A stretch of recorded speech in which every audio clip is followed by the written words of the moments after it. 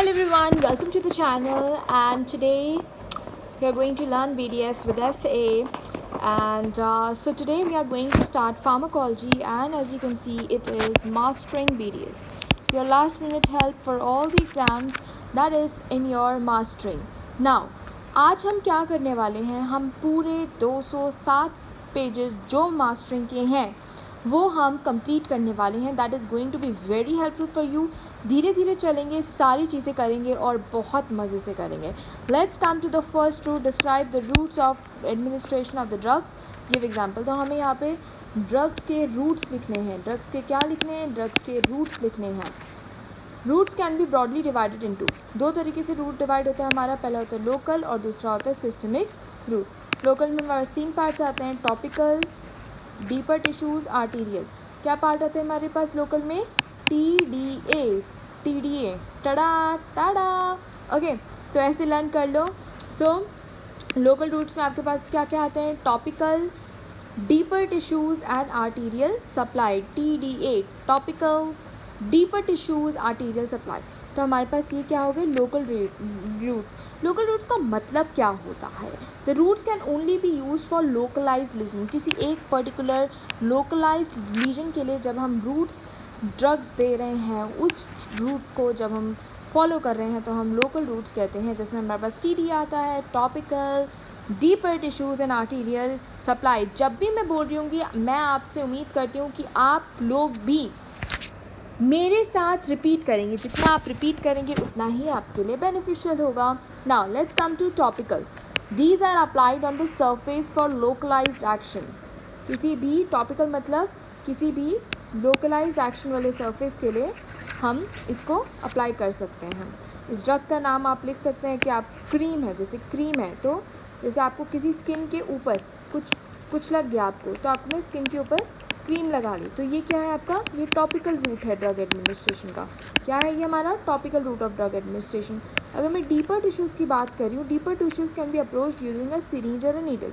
जैसे कि अगर मेरे जैसे ये स्किन है तो इसके नीचे वाले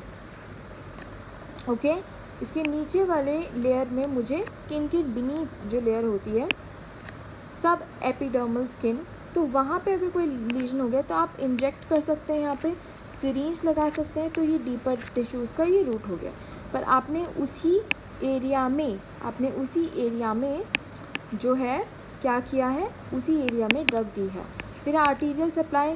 close intra arterial injection is used. Intra arterial injection आप दे सकते हैं.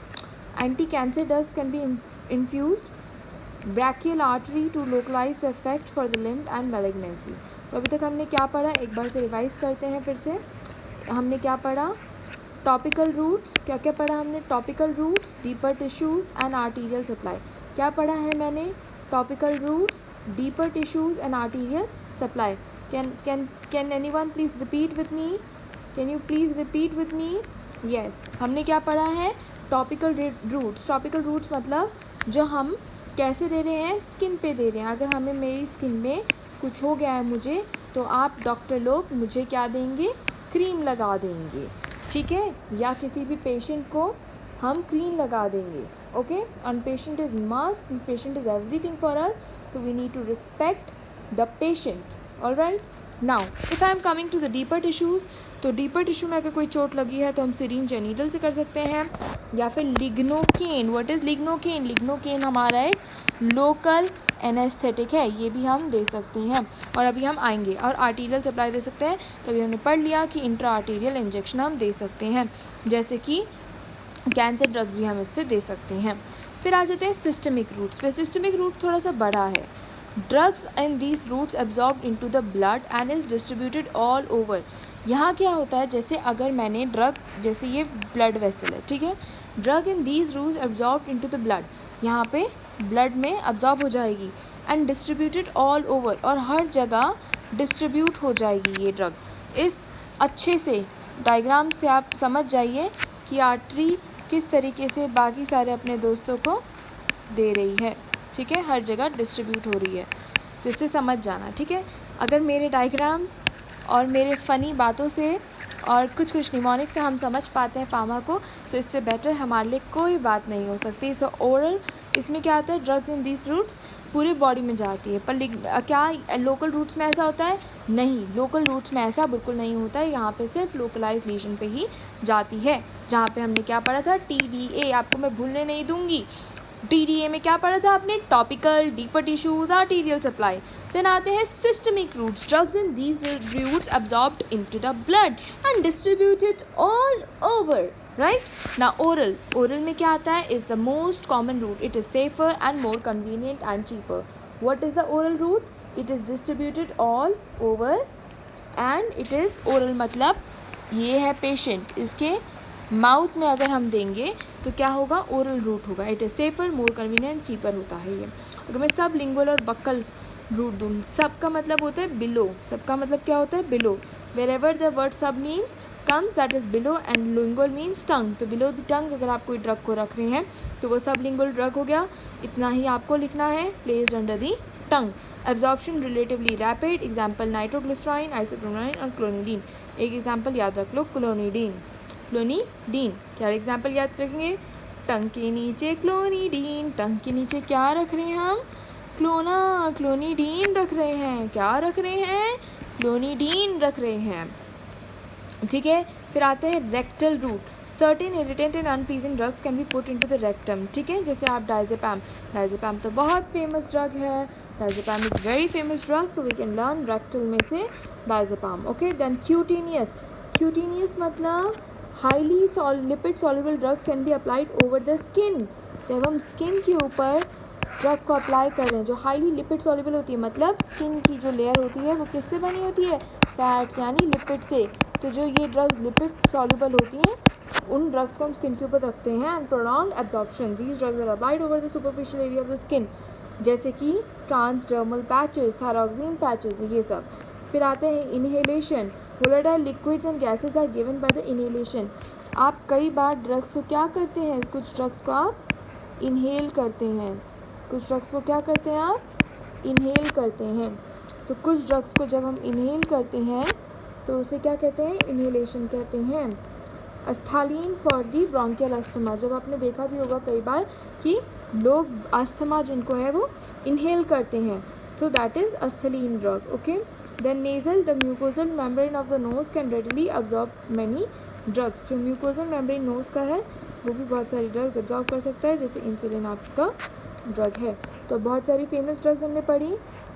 चलो यहाँ पे क्लासीफाई करते हैं सिस्टमिक रूट्स को। सिस्टमिक रूट्स पढ़ा अभी हमने, उसको क्लासीफाई करते हैं। सिस्टमिक रूट्स में मैंने सबसे पहले क्या पढ़ा? ओरल मतलब मैं मुंह से खा सकती हूँ इस ड्रग को। I can have it with the help of my mouth, okay. It is cheaper and more convenient. After oral क्या पढ़ा मैंने? Sublingual route. क्या पढ़ा? Sublingual route. सबलिंगुअल मतलब बीनीथ द टंग। इसमें क्या पढ़ा मैंने? क्लोनिडीन। फिर कहाँ से दे सकते हैं ड्रग को? रेक्टल रूट दे सकते हैं। रेक्टल में डायजेपम, रेक्टल डायजेपम, ठीक है। आरडी से याद कर लो, रेक्टल से डायजेपम।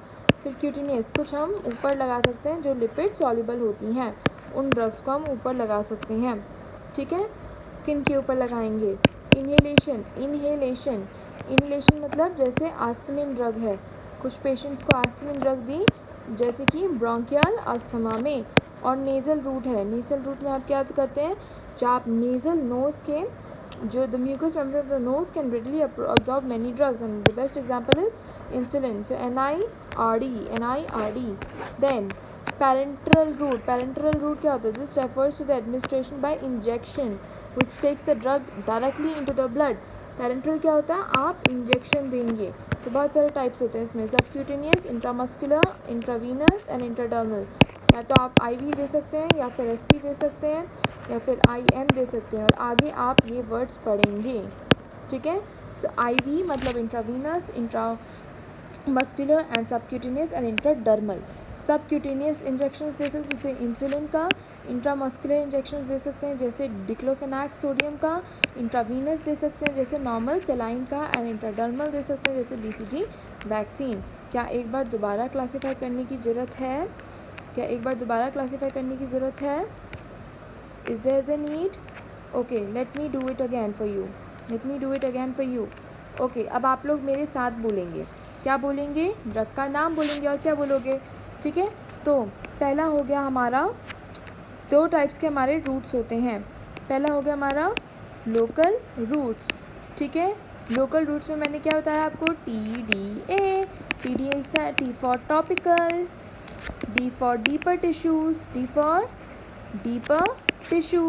A for arterial supply। Topical routes में आपको क्या बताया मैंने कि आप सरफेस ऑफ द स्किन में जैसे क्रीम, ऑइंटमेंट ये सब लगा सकते हैं। लोकल रूट्स क्या होती हैं? Just at the site of infection में ही अफेक्ट करती हैं। डीपर टिश्यूज़ में आप सिरिंज या नीडल दे सकते हैं। आर्टीरियल सप्लाई में इंट्रा आर्टीरियल सप्लाई आप दे सकते हैं। फिर आ जाओ सिस्टमिक रूट्स में। सिस्टमिक मैंने पहले आपको क्या बताया? ओरली अगर आपको देना है तो ओरली अगर हम देंगे कुछ ड्रग्स को, वो ओरल चीपर होती हैं। फिर आते हैं सबलिंगुअल रूट। सबलिंगुअल में आप क्या दे सकते हैं? कोनिडीन। फिर आते हैं रेक्टल रूट। रेक्टल में क्या दे सकते हैं? डायज़ेपाम। फिर आते हैं क्यूटेनियस रूट्स। क्यूटेनियस रूट्स में क्या होता है? जो लिपिड सॉल्युबल होती हैं उसमें हम क्यूटेनियस रूट्स दे सकते हैं। फिर आते हैं इन्हेलेशन। इन्हेलेशन में क्या होता है? मेरी राइटिंग पे मत जाना, okay, I am just saying and just here that. Inhalation में क्या होता है? वोलेटाइल लिक्विड्स को जो हम इनहेल करते हैं, जैसे अस्थालिन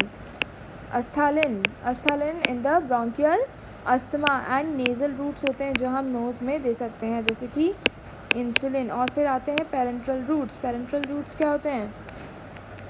पेरेंटल रूट्स क्या होते हैं? जो हम इंजेक्शंस देते हैं, जैसे subcutaneous, intradermal, intravenous and IM intramuscular injections. ठीक है, that's it in the chapter. Right the sublingual routes of drug administration. I think आप ये लिख लेंगे। Okay, right the description of intravenous administration. ये हमने अभी पढ़ा, तो आप लिख लेंगे ये भी। Describe social routes of drug administration. Okay, social routes नहीं पढ़ा है, मैं एक बार बता देती हूँ। सोशल रूट्स आपका वही है जो आपने आंसर नंबर 1 पे पढ़ा है। Right in brief about the source of drug. Source of drug क्या होता है? ड्रग आपको कहाँ से मिलती है? पहला होता है animal source, plant source, mineral source, microbial source, synthetic and genetic engineering.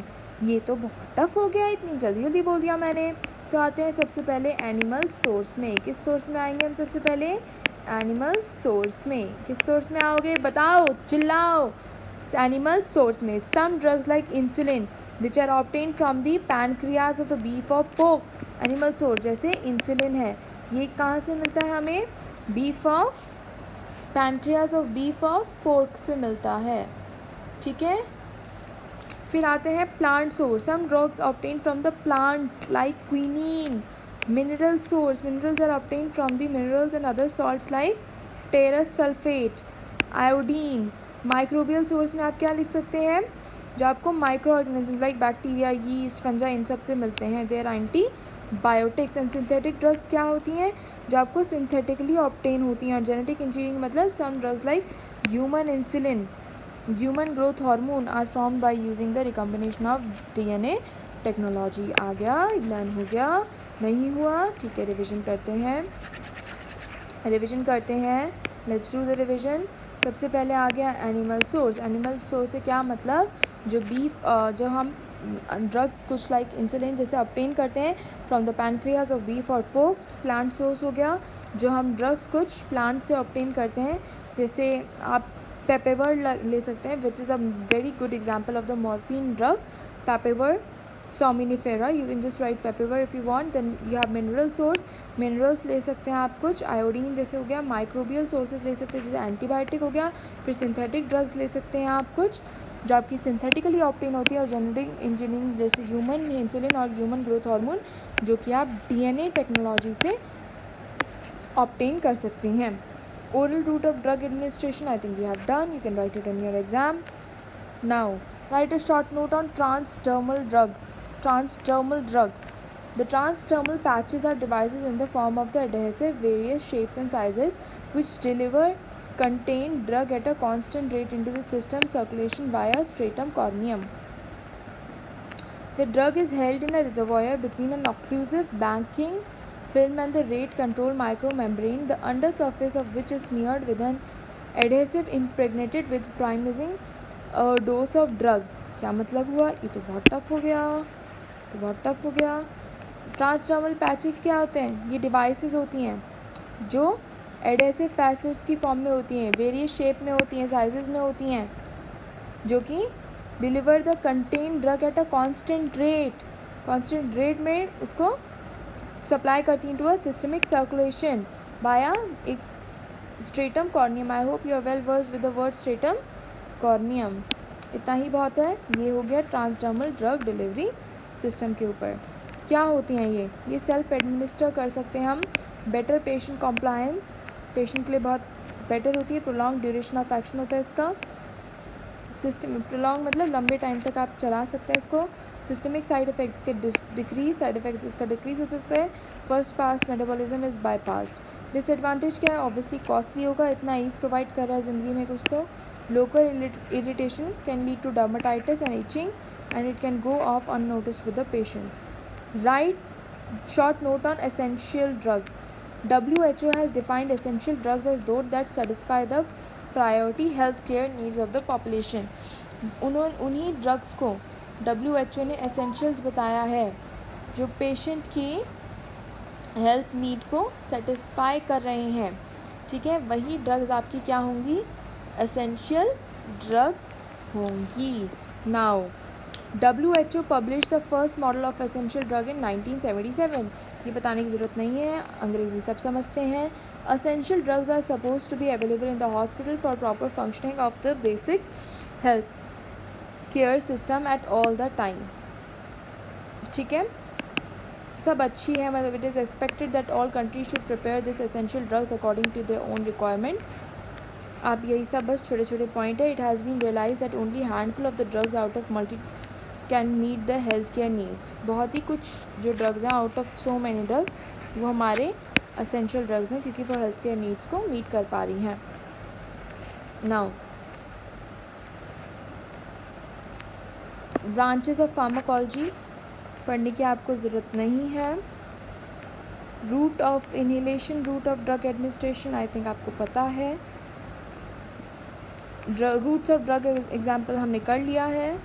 Roots of administration drugs emergency में हम दे सकते हैं. फार्माकोकाइनेटिक्स पे आ जाते हैं हम.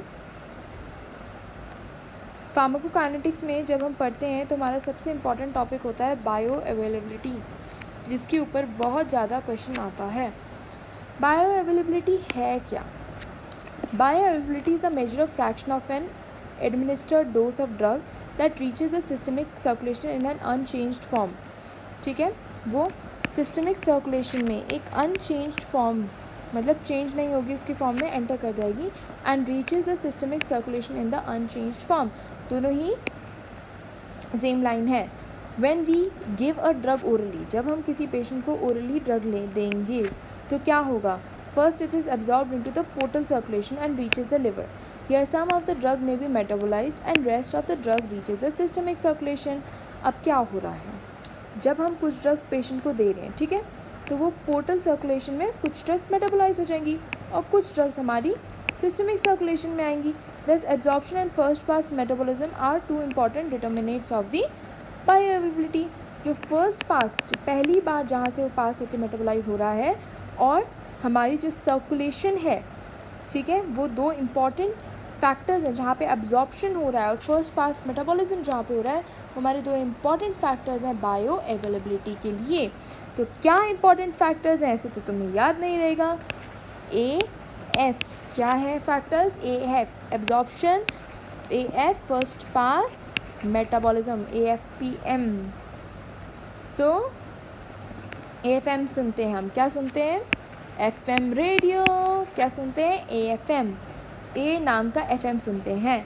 तो absorption and first pass metabolism में बायो अवेलेबिलिटी, बायो में भी ए आता है, इसमें भी हम ए से स्टार्ट कर रहे हैं. ठीक है, bio availability. So bio availability bye IV route is 100%. जब हम इंट्रावीनसली देते हैं तो सबसे ज़्यादा बायो अवेलेबिलिटी हमें मिलता है. ये काफ़ी अच्छा ब्लू पॉइंट है. It can be calculated by comparing the A U C. A U C क्या होता है? Area under the plasma concentration time curve. A U C के अंडर आप कैलकुलेट कर सकते हैं and bioavailability determines the dose of a drug compare to its intravenous dose. कितना dose गया है और कितना आपने दिया था इंट्रावेनस, उससे कंपेयर करते हैं. With the drug having low safety margin, that is digoxin, यहाँ पे it is clinical significant in the following cases. ठीक है. A precision action effect of the drug is desired. Factors में अफेक्ट द बायोअवेलेबिलिटी. क्या क्या factors आपके bioavailability को affect करते हैं, क्योंकि देखो AFM है तो इसका मतलब अब्जॉर्प्शन और फर्स्ट पास मेटाबॉलिज्म. तो ओरल एडमिनिस्ट्रेशन सबसे पहला हो गया. ठीक है. फिर आपका हो गया अंदर गई ड्रग, फिर inactivation in the gut lumen. ठीक है. इनकम्प्लीट एब्जॉर्प्शन अगर हो रहा है, पोर्टल ब्लड में गया, इनएक्टिवेशन इन द लीवर या सिस्टमिक सर्कुलेशन में. तो ये पूरा इसका जो मेटाबॉलिज्म है, तो यहाँ पे आप देख सकते हैं कि कहाँ कहाँ जो फैक्टर्स हैं वो अफेक्ट कर सकते हैं. ओरल एडमिनिस्ट्रेशन, इनएक्टिवेशन अगर स्टमक में हो रहा है, गट में हो रहा है, पोर्टल वेन, लीवर में, या सिस्टमिक सर्कुलेशन, या फिर इनकम्प्लीट एब्जॉर्प्शन हो रहा है. ठीक है. आ जाओ आगे. Absorption, incomplete absorption from the GIT, less bioavailability. Metabolism, less metabolise होगी तो लेस मेटाबॉलिज्म होगा. Rate of dissolution and particle size. Now this is something about bioavailability. Factors affecting bioavailability. Availability को क्या क्या फैक्टर्स अफेक्ट करते हैं? Dissolution time, formulation, particle size, lipid solubility, pH, area of vascularity of absorbing, gastrointestinal motility, presence of food, metabolism. जो हमने पीछे पढ़ा उसी में से आपको चीज़ें जो हैं लिखनी है. अब आ जाओ बायो अवेलेबिलिटी में ही आपका आता है नेक्स्ट क्वेश्चन. अब हम आता है plasma half life of the drug. क्या क्वेश्चन आपका? Plasma half life of the drug. What is your question? The question is plasma half life drug. Plasma half life of a drug. और ये बहुत ही important है. Okay, it's a blue question. For me blue is important. Okay, this is important. जो भी मैं बता रही हूँ वो ब्लू क्वेश्चन है. Now plasma half life of a drug. Plasma half life of a drug is the time taken for its plasma concentration to be reduce to half of its original value. ये line आपको बहुत अच्छे से पता होनी चाहिए. Plasma half of the life of a drug क्या होता है? Time taken for its plasma concentration. कितना टाइम प्लाज्मा कंसनट्रेशन ने लिया है to be reduced to half of its original value. Plasma concentration ने कितना टाइम लिया है अपने आधे, अपनी जो भी वैल्यू इसकी रही होगी उस वैल्यू का आधा होने में कितना टाइम लिया है. इसे हम क्या कहते हैं? Plasma half life of drug. If metabolism of more, half life is less and vice versa. अगर मेटाबॉलिज्म कम होगा तो हाफ लाइफ ज़्यादा होगी. ठीक है. Half life is a secondary pharmacokinetic parameter derive from two primary parameters. ठीक है. That is volume of distribution and clearance. अब प्लाज्मा हाफ लाइफ डिटरमाइंस, क्या डिटरमाइन करेगा? Dosing interval of frequency of the drug administration. कितना dosing interval है या कितनी frequently आप इस ड्रग को दे रहे हैं, दोनों सेम बातें हैं. इसमें अफेक्ट करेगा time required to achieve the steady state plasma concentration. It takes 4 to 5 half life for a drug to reach steady state. तो कितना टाइम आपका ले रहा है स्टेडी स्टेट में आने के लिए. Significance of half life again important है. ये क्या सिग्निफिकेंस क्यों है? हमें क्या बताता है कि कितना time steady state of the plasma concentration में आने में लगेगा. वो हमें क्या बताता है? Helps a prescriber to decide whether or not to initiate the treatment with loading dosage. Prescribe जो भी कर रहा है उसको पता चल जाता है कि मैं इसको प्रिस्क्राइब करूँ या ना करूँ. It tells about the time for which therapeutic action of the drug is likely to be present. कितने टाइम तक ड्रग का एक्शन जो है वो प्रेजेंट रहेगा. Alteration in the half life is expected in disease affecting liver and kidney function. अगर आप half life में ऑल्टर कर रहे हैं कुछ भी या ऑल्टरेशन हो रहा है हाफ लाइफ में, तो क्या होगा? किडनी डिजीज़ या लीवर डिजीज़ हो सकती है. ठीक है. अभी मैं आपको रिवाइज़ कराती हूँ मैंने क्या बताया आपको. ठीक है. क्या बताया? मैं I am revising it again with you all. Half life क्या होता है, हाफ लाइफ क्या होता है, पहले तो ये पढ़ लो। प्लाज्मा हाफ लाइफ क्या होता है ये ड्रग का। Just a minute, just a minute, just a minute. क्या होती है प्लाज्मा हाफ लाइफ ड्रग की? कितना टाइम प्लाज्मा कंसंट्रेशन को अपनी वैल्यू का आधा होने में लगेगा। अगर मेटाबॉलिज्म ज़्यादा होगा हाफ लाइफ कम होगी और वाइस वर्सा। ठीक है, दो फैक्टर्स में डिपेंडेंट रहता है, एक तो होता है वॉल्यूम और दूसरा होता है क्लियरेंस। अब जो प्लाज्मा हाफ लाइफ है वो क्या बताता है हमें, कितना डोजिंग इंटरवल है, फ्रीक्वेंसी हमारे ड्रग का, या कितना टाइम हमें स्टेडी स्टेट में अचीव करने में लगता है। तो क्या सिग्निफिकेंस है कि हमें कितना steady state of plasma concentration में लगेगा। प्रिस्क्राइबर को पता चल जाएगा कि मुझे बताना है, करना चाहिए प्रिस्क्राइब, या थेरापेटिक एक्शंस क्या होंगे। ऑल्टरेशन होगा हाफ लाइफ में तो लीवर या किडनी फंक्शन में इफेक्ट करेगा। Now types of plasma half life, पहला होता है अल्फ़ा फेज, सेकंड होता है बीटा फेज। ठीक है, alpha phase this is due to the distribution of the drug. Distribute कर रहे हैं तो अल्फ़ा फेज, एलिमिनेशन कर रहे हैं तो बीटा फेज। अल्फ़ा फेज में alpha 1 is due to the distribution of the drug into the vascular organ, alpha 2 is due to the distribution of the drug into the less vascular organ. Beta 2 क्या होता है, first order and second order kinetic का। First order constant रहेगा और second order increase करेगा dose के साथ। क्या पढ़ा, जो हाफ लाइफ है वो अल्फ़ा एंड बीटा फेज में डिपेंडेंट होता है। Alpha is also divided into alpha 1 and alpha 2। Beta is also divided into first order kinetics and second order. First order क्या रहता है, कांस्टेंट, सेकेंड ऑर्डर इंक्रीज करेगा with the administration. Alpha 1 जो अल्फ़ाज हैं वो क्या बताते हैं, distribution of the drug, and beta क्या बताएगा, elimination of the drug. Now alpha 1 क्या बताता है कि आप वस्कुलर ऑर्गन में drug distribution into the vascular organ की से डिपेंडेंट होता है, और अल्फ़ा 2 किस में डिपेंडेंट होता है, less vascular organ. Clear, that's done. इसमें आपको आगे और कोई क्वेश्चन करने की ज़रूरत अभी एज ऑफ नाउ नहीं है। We are not doing certain extra questions from this chapter. Let me just check. We'll then move ahead to the different portions of the chapter. Okay, and if you are liking the video, do share, subscribe to your friends. वो भी थोड़ा पढ़ लेंगे। I know pharmacology is a little tough. Okay, so now write a note of antagonism. I hope you will able to write the note on antagonism. Drug interaction. Drug interaction is an important topic. So let me just tell you what does drug interaction means. When two drugs administered together one after the other, the new drug is added. The patient already taking a drug, the response to one drug may be modified, increased or decreased. This is known as drug interaction. ठीक है, move to the next page. अगर इनमें से जो मैं topics छोड़ रही हूँ, अगर उनमें से भी आपको कुछ भी पढ़ना होगा, you can let me know down in the comment section below. We can do those drugs as well. Okay, so don't worry if you feel like that I am leaving any topic, so just let me know, we'll do that.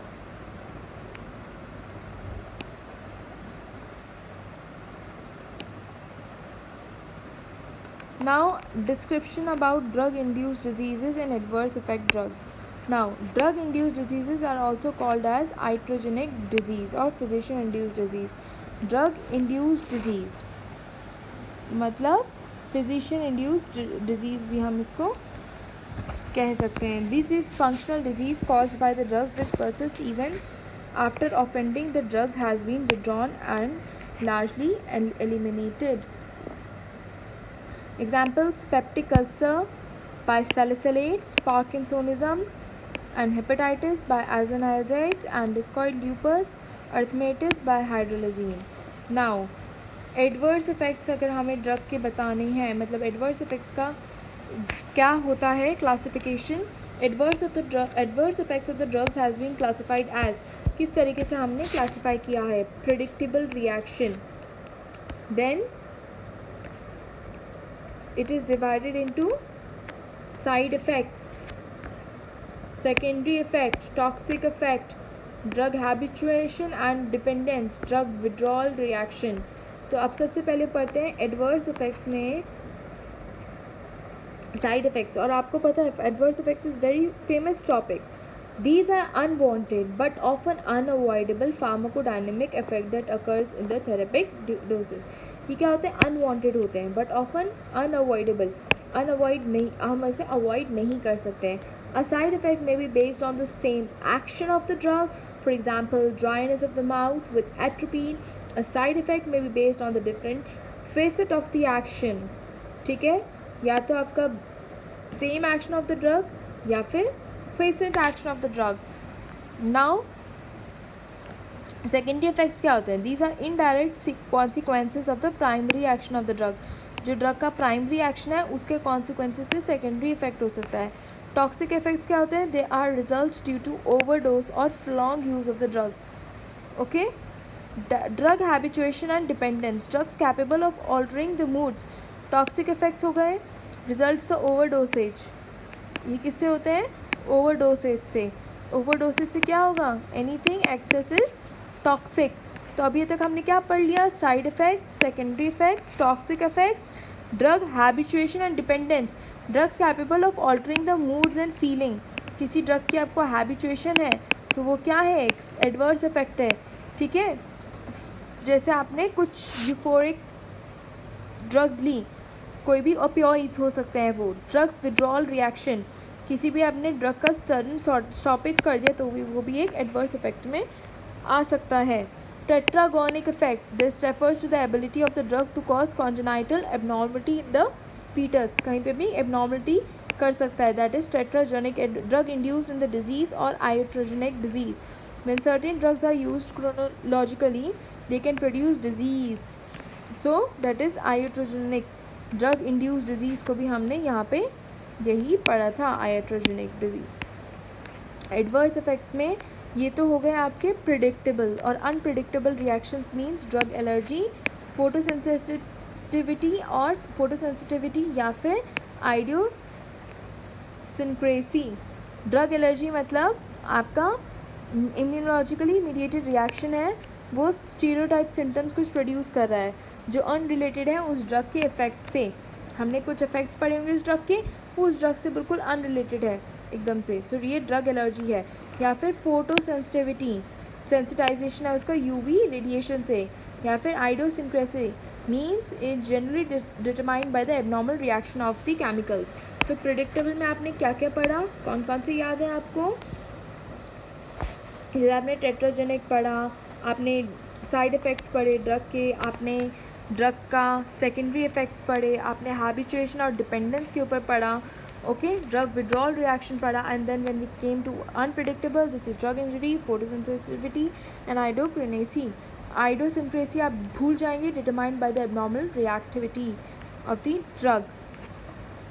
Now let's end up over here this session, and we'll be back with another session. And this session was all about your first few lectures. Now we are going to start with ANS in our next lecture. So be geared up, and if you get any doubts, you just tell me. I will be helping you throughout. Thanks for watching.